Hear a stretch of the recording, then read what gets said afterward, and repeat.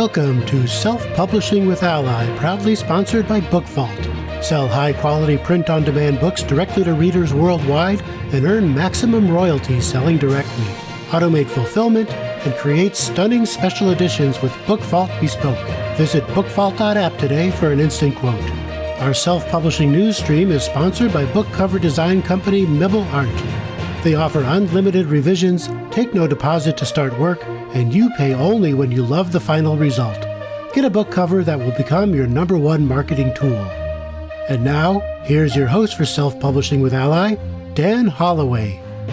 Hello and welcome, and as George Takei might put it, oh my, what a week it's been in the world of writing. And you will have noticed that there are little blue rectangles appearing all over writers' social media, and those little blue rectangles are filled with the titles of those writers' books, and that is proof that they are in the Library Genesis or LibGen database. So let's go back to the start. And about a week ago, The Atlantic published a very short and sweet post with essentially a search engine for the LibGen database.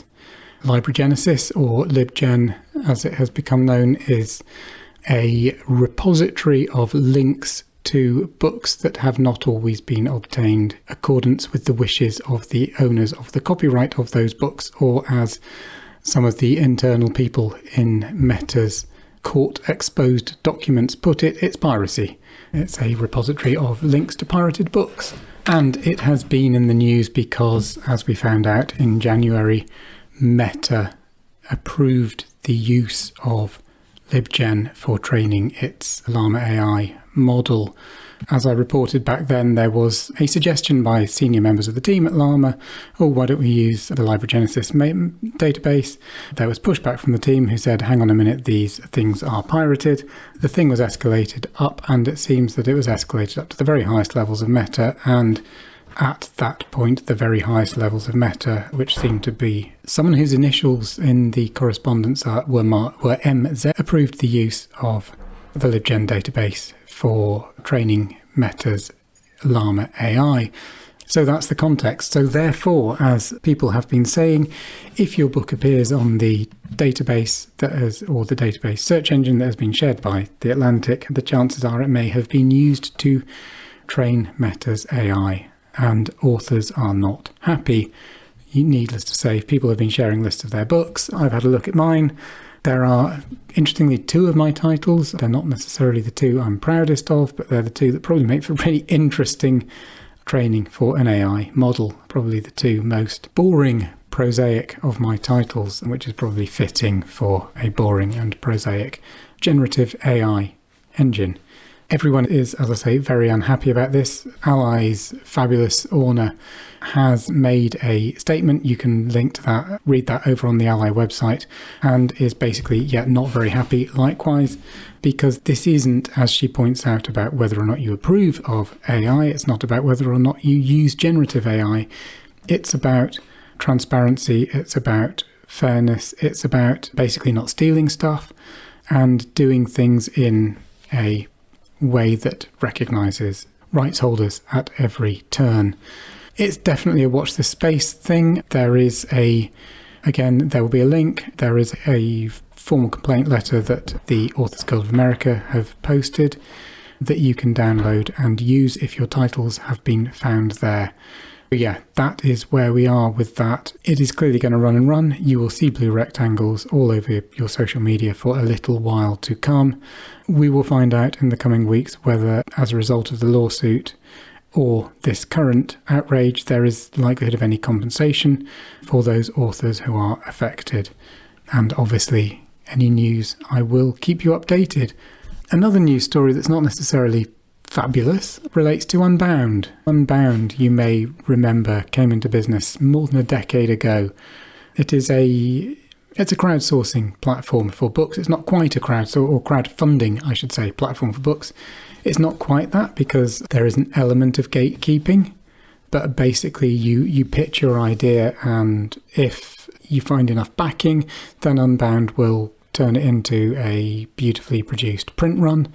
There's been considerable success. So Richard Kingsnorth, The Wake, made the Booker Prize longlist. It has attracted some very high-profile authors. Terry Jones is the one that I remember there being most high-profile about. But it was a great way for basically indie authors to get a beautifully produced book into the hands of readers and with some decent publicity and eligibility for prizes behind it. And the sad news is that Unbound has gone into administration and it's uncertain what their future is. So it looks like there is another company that has been formed that has said it's going to carry on their work and make sure that all authors get paid and all readers get the books that they've made pledges for. That company is rather originally titled Boundless. I see what they did there. It's following, and this is the unfortunate part, it's following a rather familiar pattern that small presses, small ventures, small publishing services companies tend to go silent. Authors try and get in touch with them. They get increasingly frenzied in their attempts to get in touch with them.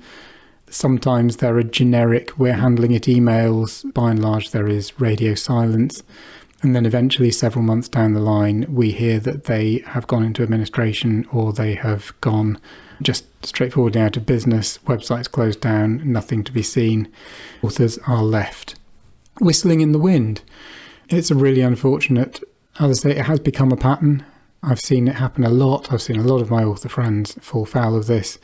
This is just the latest occasion. I know several authors with Unbound who have been trying to get hold of payments for a little while to no avail and without any contact. It remains to be seen whether Boundless are going to wrap things up and at least draw a line under what's gone, even if it's not taking Unbound into the future.